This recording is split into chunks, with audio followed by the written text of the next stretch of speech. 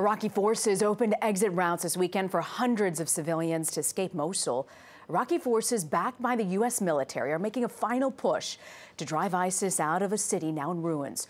Charlie D'Agata reports from the front line. This is what victory over ISIS in Mosul looks like.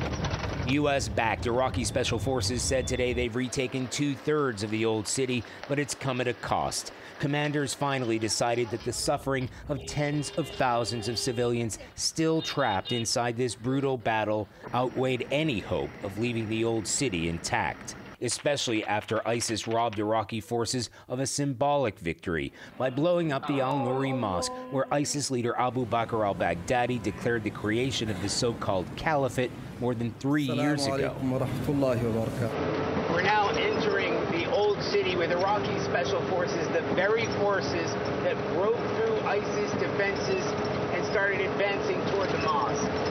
We drove until the streets got so narrow we had to leave the protection of our Humvees behind and get out on foot as gunfire and mortars rang out in every direction. The stench of death from the bodies of ISIS fighters rotting in the sweltering heat filled the air. As you walk around the streets of the old city, you just get an indication of the damage and destruction around here. Whole neighborhoods have ceased to exist after 8 months of fighting. It still continues, and it's not over yet. General Abdul Ghani al-Assadi told us they're starting to face female ISIS fighters on the battlefield for the first time. It's their ultimate point of weakness now, he said, but they're also the women of ISIS, so they have the same ideology. That's why they're fighting.